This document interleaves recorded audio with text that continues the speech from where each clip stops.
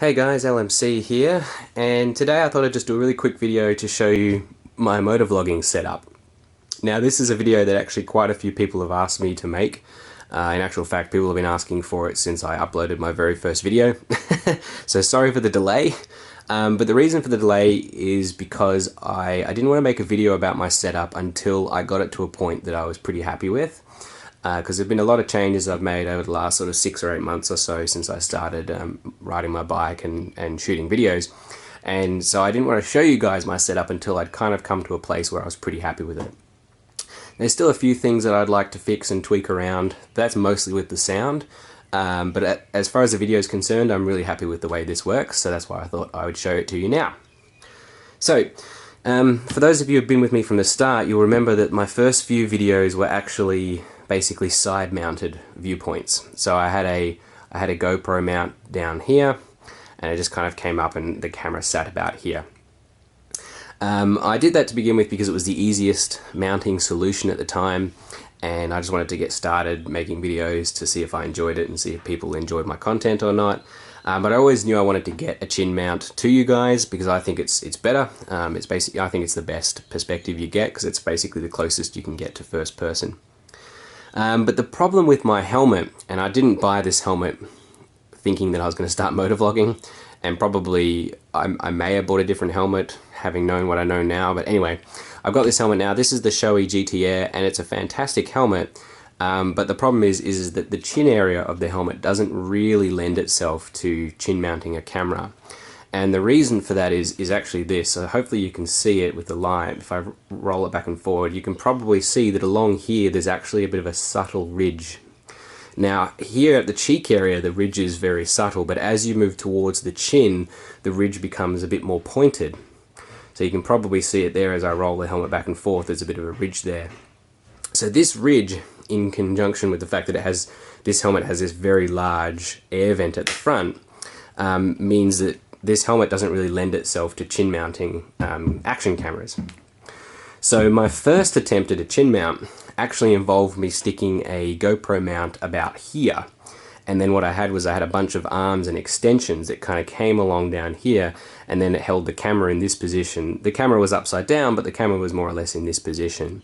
But I had to get the camera there using about sort of 5 or 6 different GoPro extensions and all these different bolts, and the actual GoPro adhesive pad was about here. Now that worked, so quite a few of my videos that are up now were with that arrangement. That worked fine for the perspective, but the problem I was finding was actually with my experiences riding, it was really annoying. It added weight because all of those GoPro extensions and all of the accompanying bolts and stuff, they added a lot of weight to the helmet.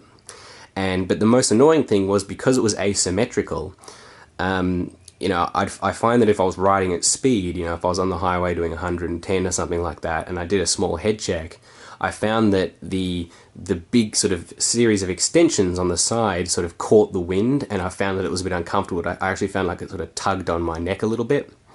So it was a bit uncomfortable, so I wanted to get a better solution going that was a bit more lightweight, a bit more streamlined, and a bit more elegant. So that's where I'm up to now.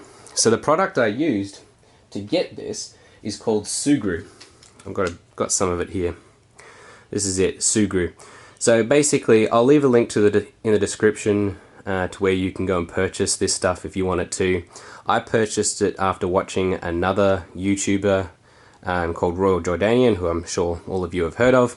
And he really highly recommended this stuff, and he bought it because he had the same problem I had, which is that he had a helmet that he wanted to mount an action camera to, and it just didn't have any nice surfaces for him to do it. So that's why he bought this, and he recommended it, so on his recommendation I went and bought it as well. Now basically all this stuff is if you open this sachet up, which I won't do on camera because then it'll waste it, but if you open this sachet up, there's about a teaspoon's worth of this kind of black putty, like Play-Doh-y like substance. And once you open it up, you have about 30 minutes to work with it, and you can basically just mold it to any shape you like, and it advertises to be able to stick anything to anything, basically. So that's what I've got going on here. So I hope you can see it because there's a lot of black, but this sort of black plastic material, this rubbery material down here, this is actually the Sugru. I'll see if I can get nice and close. let the camera focus up. Come on camera, you can do it. There we go. So this here is the Sugru stuff. And as you can see, I've used about 2 or 3 sachets worth, which is probably too much, but anyway, got there in the end. Used 2 or 3 sachets worth to basically stick the GoPro mount here, and then I've just used a few extensions in order to get the camera up to this position here. So then it looks like that.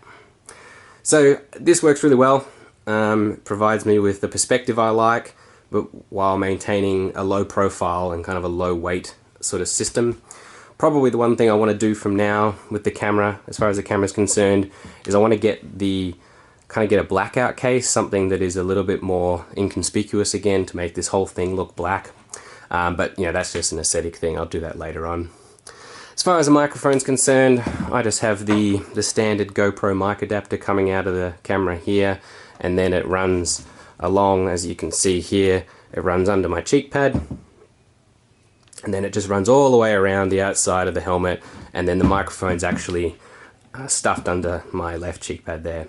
So I'm still hoping to improve the audio a little bit, because I find I still get a few crackles and pops. My girlfriend kind of described the sound as like 2 pieces of Velcro rubbing together. It only seems to pop up under certain circumstances, like when my bike's downshifting, or it seems to be the lower frequency that it seems to happen on. So I'm going to see if I can fix that. But for the time being, this is the setup I've got. I'm really happy with it. It provides a great perspective, and once I'm wearing the helmet, I completely forget the camera's there. In fact, the only time I remember the camera's there is when people look at me funny because I've got a camera on the front of my helmet. Anyway guys, just a short video to show you my camera setup. If you have any other further questions, just let me know in the comments, or if you have any suggestions on how I can improve my audio, I'm always happy to hear it. And I'll catch you guys in the next video. Thanks guys. See ya.